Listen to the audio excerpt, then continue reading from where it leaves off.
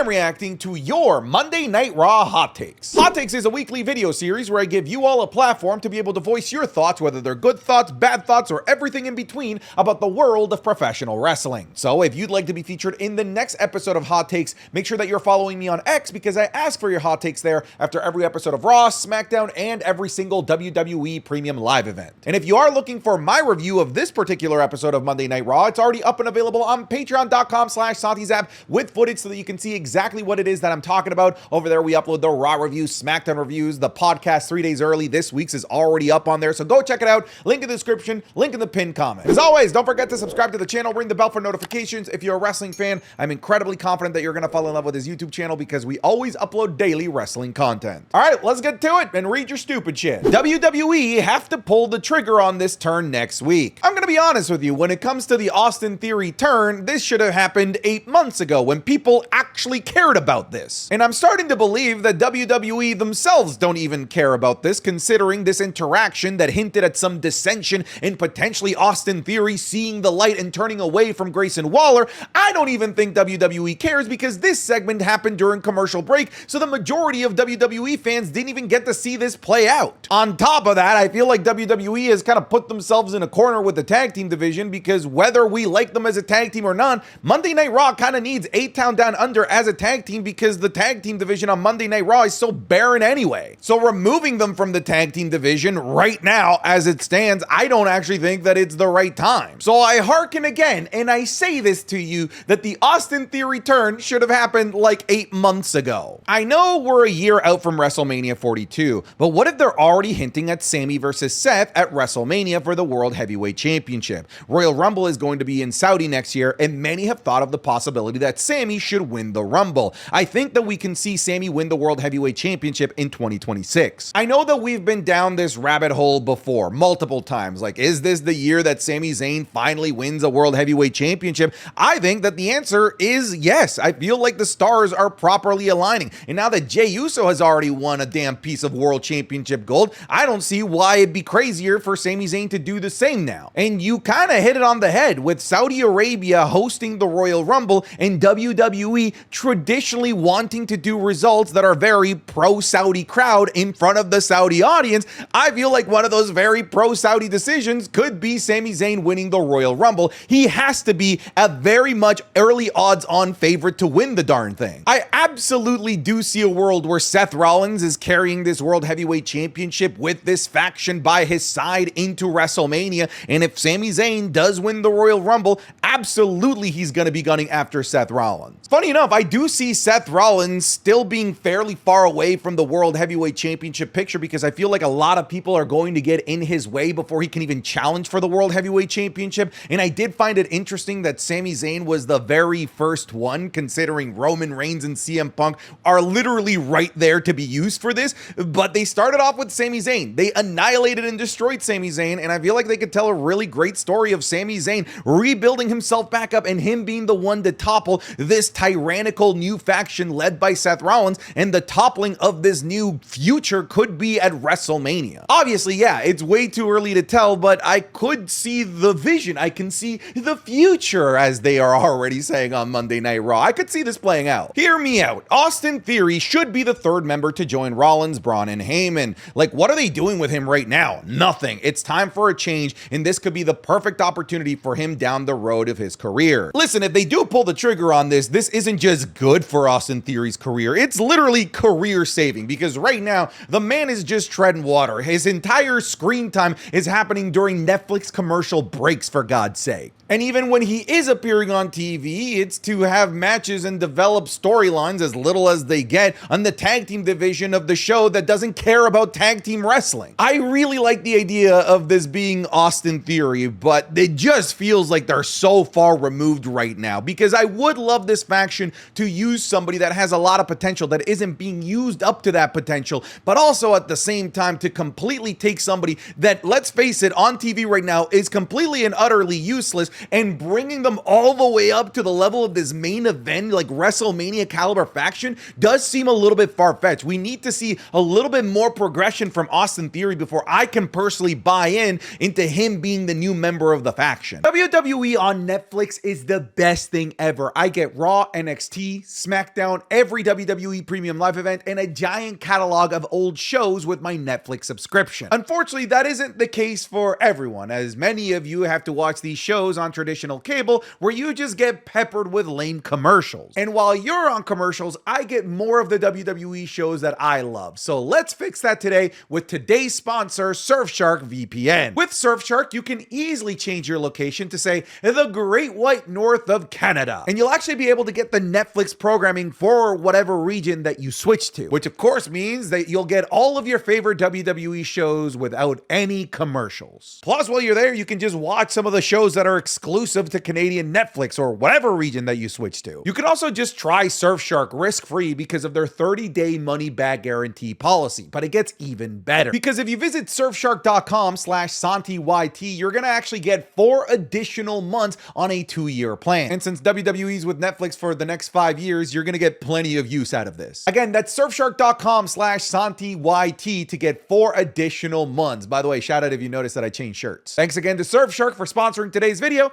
Now let's get you back to talking about wrestling. To reject the offer to wrestle Cena or Orton for the WWE title is dumb. After he already got clobbered by Braun and Seth, what did the crowd do to him? They erupted with Seth's song, and rightfully so. Dude, this crowd was cracking me up because this crowd was so pro Seth Rollins, and I don't think that that's what WWE writers were expecting. There was a moment where Seth Rollins was trying to bait the crowd into chanting CM Punk. Literally, none of them chanted CM Punk until after like 30 seconds of Seth just awkwardly standing there hoping that they would chant CM Punk until they finally eventually did. And then Seth Rollins is getting cheered as him and Braun Breaker are leaving poor Sami Zayn like a bloody pulp in the middle of the ring. This crowd was, it was so pro Seth Rollins. Listen, this Sami Zayn character, I've always hated. I've always found him insufferable. He's always so higher than thou, holier than thou. I do the right things. You're always the bad guy, even though he's a goddamn hypocrite, considering literally like 5 months ago, he aligned himself with Paul Heyman and Roman Reigns. The same thing that he's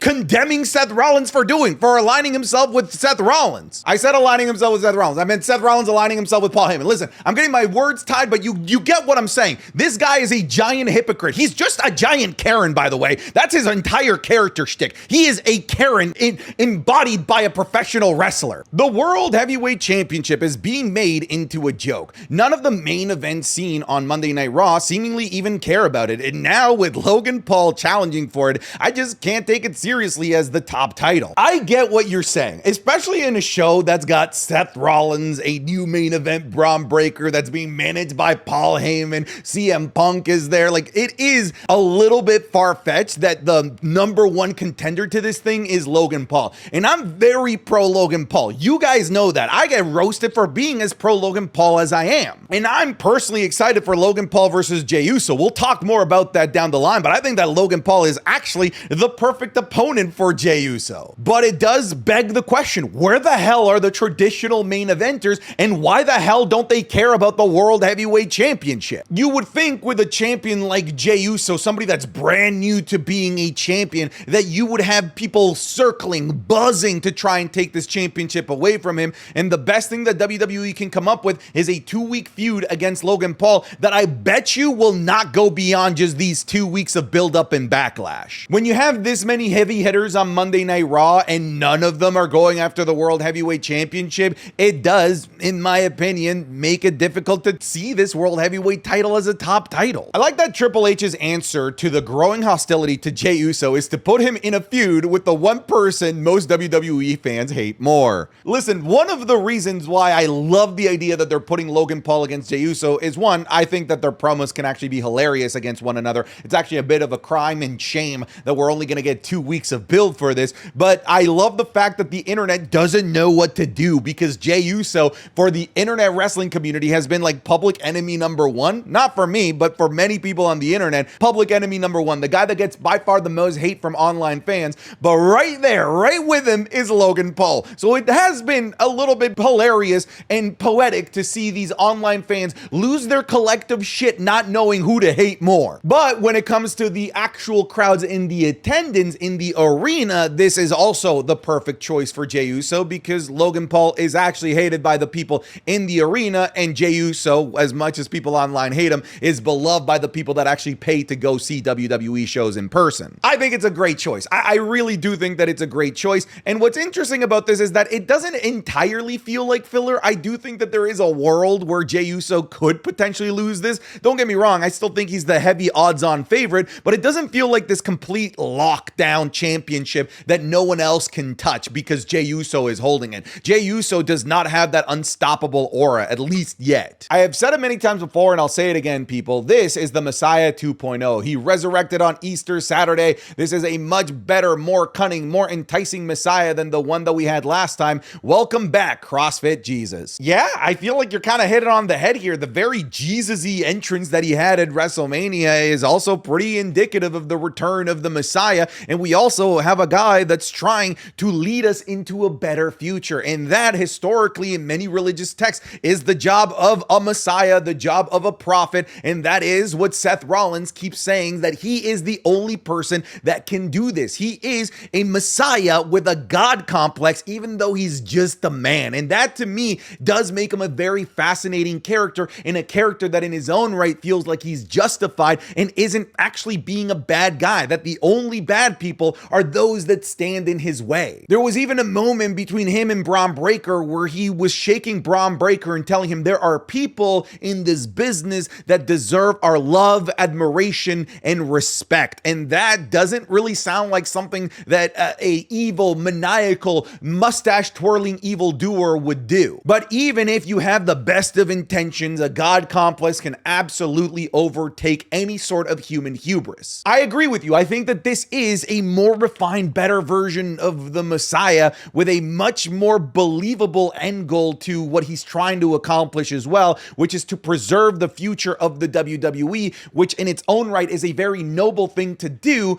but in the attempt to do something noble, he may have to do some things that are particularly unsavory. They are really missing out on the opportunity of giving this man a push. His merch sells and us fans love him. I think it's just bizarre that this guy continues to only get 25 seconds of screen time when very much the consensus is that we want more Karrion Kross. I want to see Karrion Kross actually like sink or swim. Like if you give him actual storylines, matches, if he sucks, fine, but at least he was given the opportunity to suck. Right now, he isn't being given any opportunity. 30 seconds on screen is just not enough, especially with how much people are clamoring to see more Karrion Kross and what Karrion Kross is all about. Right now, Karrion Kross's stock is as high as it's ever been on the main roster, and to me, it's a little bit bizarre that when you know that his stock is as high as it is, to be using him as little as you are. Jey Uso versus Logan Paul, Pat McAfee versus Gunther. Triple H has gotta be serious. This company is not focused on wrestling anymore. It's more about business and money. Well, let's just get our heads out of the gutter, all right? This company has always been about business and money, and it always will be. If you are a company and you aren't about business and money, you're not gonna be in business for very long. But I get what you're saying. You want them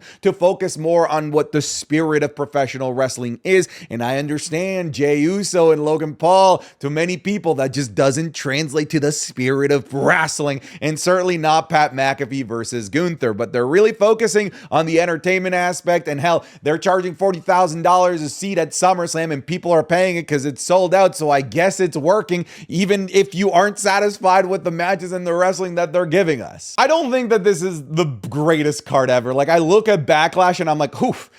This is a tough follow-up after WrestleMania. A WrestleMania that ended in not such a great note, so I thought that Backlash would have a really easy, not such uphill battle to outdo WrestleMania. But right now, with the match card that it has, I'm not like that sold on this show right now. Becky Lynch will come out of this feud victorious. I feel like we're building towards a, quote, Grand Slam champion angle with her. I think that you might be onto something. I do think that Becky Lynch is going to win this feud and going to be an Intercontinental champion and help elevate elevate the importance of the Intercontinental Championship. And I wouldn't be surprised if on the other side, on Friday Night SmackDown, if Charlotte wins the US title and then they both have a match at Women's Evolution 2.0, which is heavily rumored for July, and winner take all, somebody becomes Becky 2 belts or Charlotte 2 belts, and that will be the match to determine the first ever Grand Slam champion. By the way, I don't love that idea. I'm just saying I could see it happening. Lyra's character feels disconnected from her gimmick. Her whole gimmick is this bird warrior girl, but she's all smiley and soft babyface, like ironically feels like Hugger Bailey years before to me. Switch the gimmick or get more badass, in my opinion. Funny enough, in NXT, when they turned her babyface, it worked for a little while, but then she was a babyface champion, and then the NXT crowd wasn't really buying it and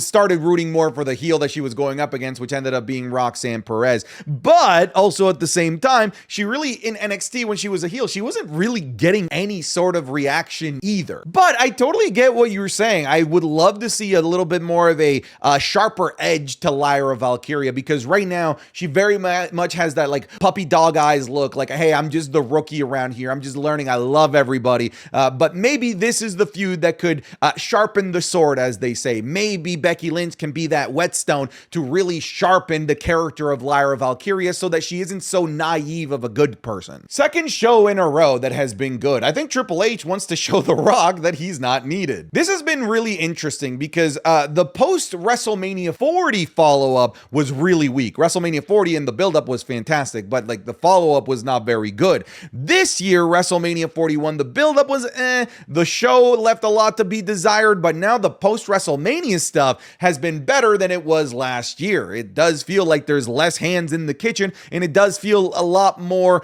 cohesive. It does feel like all the pieces are working together a lot better, and you know what helps? The fact that champions feel like they can actually lose, because we didn't have The Rock teasing a match or a feud that would never actually happen. My thoughts when the crowd was screaming for Braun to give Sami a 5th spear. Stop, he's already dead. Man, this entire annihilation of Sami Zayn I thought was brilliant. I thought it was even made more brilliant by the fact that Seth Rollins was basically emotionally not selling the whole thing. I actually do kind of hope that this annihilation of Sami Zayn does kind of write him out for a while, even though he was already written off for the build up to WrestleMania. But if you really want me to buy the fact that Braun Breaker is this scary dude that could destroy careers in the blink of an eye, then Sami Zayn can't just come out next week and be his insufferable self and tell everybody that he's the all high and mighty and that he's always correct and that he's never a hypocrite like Sami Zayn typically just does. Fiend! Now everybody on this feed and possibly on YouTube will be reminded of the theme song. Good afternoon, good evening, and good night. I hate you. I had that song out of my head and now it's back. Fiend, Fiend, Fiend. Well, now you have it too. Logan Paul should take the title off of Jey. Yeet. Dude, honestly, I kind of want to see that just to see the world implode. I want to see the internet wrestling community burn if Logan Paul were to actually be the world heavyweight champion. People would be screaming calamity. People would be screaming, this is the end of the world. Wrestling is over as we know it if Logan Paul were to hold one of the big belts. And honestly, if we're in the topic of talking about ruining wrestling, I think that that's a way more successful way to ruin wrestling than whatever the hell John Cena and Travis Scott fucking did at WrestleMania. I don't think that it's going to happen, but I will say I do feel like Jey Uso isn't unbeatable. I feel like it's possible. Like there's a couple percentages of a chance that Logan Paul could actually win this. I think Logan versus Jey is a safe choice. It doesn't require a good story to build. I like Jey's promo tonight, and Logan does great work in ring. Plus, you take the most hated guy and the most loved guy, and it's easy first match for Jey. Yeah, the concept of the most hated guy versus the most loved guy is only true if you only factor in the people in the arena. We know about the online space, but hey, as Triple H said, the online space doesn't matter. It's just BS. But like I said, I think it's the correct choice, and it kind of sucks that they only have 2 weeks to build this. I just don't see how they can honestly build a really fun, good, intricate narrative. I think it's just going to be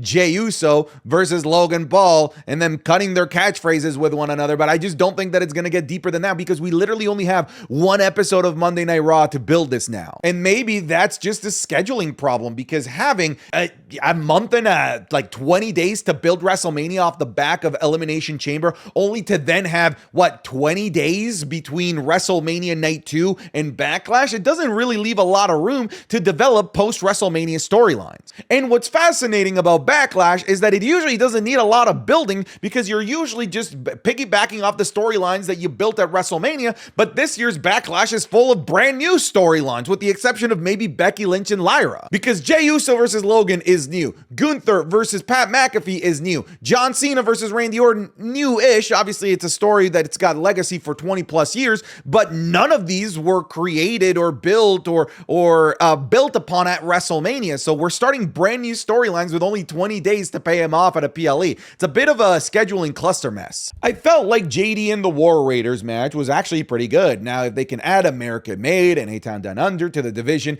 they could cook like the SmackDown division has been. Yeah, this is maybe the most alive that I've seen the tag team division on Monday Night Raw, and that to me is a good thing. It still feels like it pales in comparison to what they're doing on Friday Night SmackDown, especially off the back of one of the greatest tag team matches on Friday Night SmackDown history. But at the very least, I will say, I'll give it to WWE. It feels like they tried at least a little bit with the Raw tag team division this week. By the way, have the New Day on commentary way more, because that was the most entertaining that they've been ever since they actually turned heel. I want to see more of that. Lyra needs to win against Becky to solidify her reign. Her promo can be underappreciated, and this match will most definitely steal the show. The story they've told so far has been pretty fun to watch. You know what's been fun to watch? The fact that we've gotten a story. Any semblance of a feud, any semblance of a story is just a breath of fresh air for the women's mid-card, especially the Women's Intercontinental Championship that hasn't really had any story or any sort of actual feuds to build off of. This is the first one, and I love that it's between these two because they have history outside of the title. We have a first ballot Hall of Famer going after the title. We have somebody that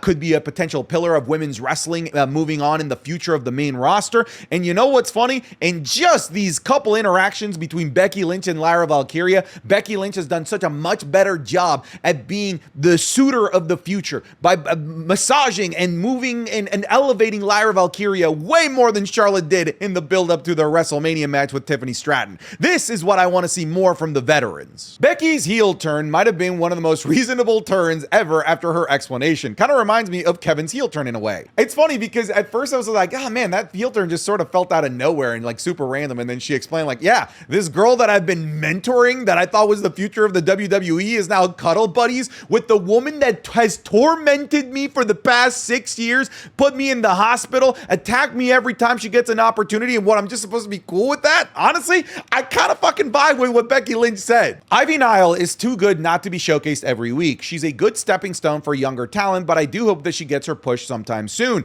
She's got real potential. I've been saying this for a while. Ivy Nile, heavily underrated, very good in the ring, and not utilized enough. You put her in the ring across somebody that we all know is a very good in-ring performer with the greatest professional wrestler on the planet right now. Don't at me. I will argue until the end of time. Stephanie Vaquer. And honestly, they had the best match of the night. And everybody wants to just point to Stephanie Vaquer, how good she is. But look, it takes two to dance. And they had a great dance. Honestly, Ivy Nile was a great dancing partner to this excellent match between these two. And Ivy Nile needs to get more appreciation and more love. And I want to see more Ivy Nile matches. Is it just me, but is anyone else sick and tired of this poor me, goody two-shoes face run of Sami Zayn? Don't get me wrong, he's great to watch in the ring, but I'm just getting bored of stale plain Sami now. I miss this Sami Zayn. Yeah, I've always been vocal about this. I despise this Sami Zayn character. We do often mock this character on our podcast because it's just the same thing over and over again. I'm in the right, you're in the wrong. I'm the pillar of morality. Follow the things that I do because I do it right because you are just bad. But we saw the hypocrisy. Like, what was that? Seth Rollins, look what you're doing, hanging out with Paul Heyman. You literally just literally aligned yourself with Paul Heyman in the bloodline. Shut your goddamn mouth, Sami Zayn. Logan Paul versus Jey Uso is probably going to be one of the worst matchups of this year. Oh, the worst matches of the year. Come on, we got to give this a chance. Logan Paul is entertaining. Logan Paul can make something memorable. He can make something out of nothing. I don't think that he did it at WrestleMania because I feel like at WrestleMania he had more of a traditional match. I felt like that was his coming out party. I was like, yeah, I'm a professional wrestler. But I'm gonna be honest, Logan, I come here to see the bill of goods that you've been selling, which is the memorable viral moments. And I hope that we get more of that in your future matches. And I hope that we get that here with Jey Uso because you and Jey, in terms of creating a memorable viral moment, I feel like that can be a match made in heaven. happen. Now, if they just decide to have a match for the sake of graps, I don't think that this is going to be particularly fantastic. I really like that we're not having a draft this year and that talent from NXT is just being called up. Me too.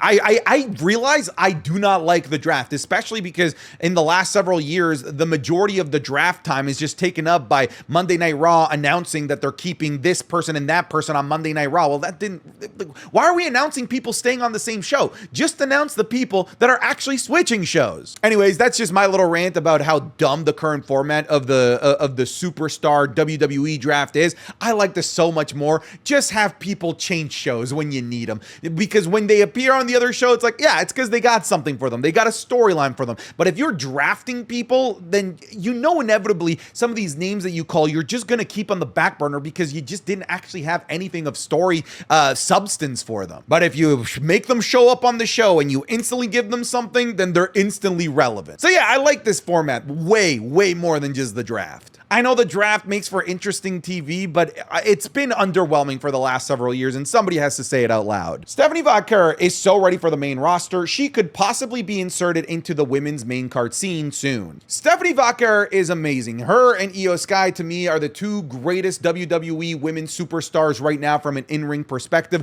and I absolutely agree with you. Stephanie Vaquer is main roster ready. They just sent her down to NXT for a little bit of extra seasoning because she was main roster ready the second that she signed with the WWE. From an in-ring perspective, she's already amongst the best. Her aura and her presentation is already on point. Her English is very good. I don't see how we need to keep her on NXT for another year. She's ready to go, man. And NXT is going to be fine without Stephanie Vaquer, Julia, or Roxanne Perez because that division is already so deep. There's so many names there that could eventually just immediately step up, like Kalani Jordan, Soruka, Zarya, Jada Parker. Lots of names are there to fill the power vacuum left if somebody like Julia and Stephanie Vaquer were both to leave simultaneously. I kind of hope that we see Stephanie Vaquer like completely on the main roster before SummerSlam. New Day on commentary were amazing. I was laughing my ass off. That's the type of content and promos that they should be doing as heels. Oh my God, yes, like absolutely. Where has this New Day been? This has been the best that the New Day has looked and sounded since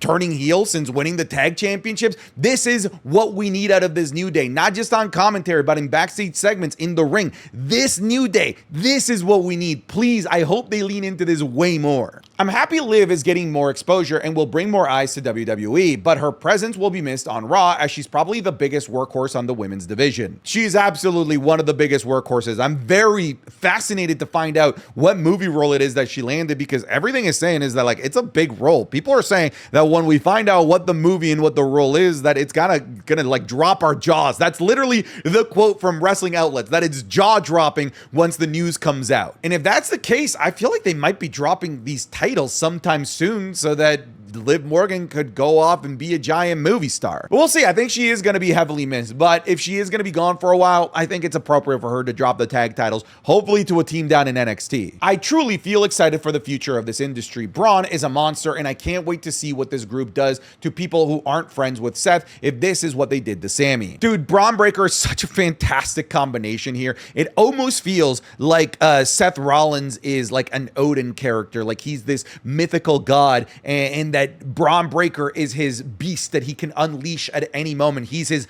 top weapon, the top sword that he's got, and he feels that way. When I heard Braun Breaker's music hit, the second that Sami Zayn turned down the offer, my gut sank. Like, oh, Sami's dead. And I think it's also particularly interesting that Paul Heyman is coming out with Braun Breaker, not necessarily coming out with Seth Rollins. Logan Paul versus Jey Uso. Oh, come on, it's not that bad. Come on, dude, it's kind of crazy that this was a WrestleMania match.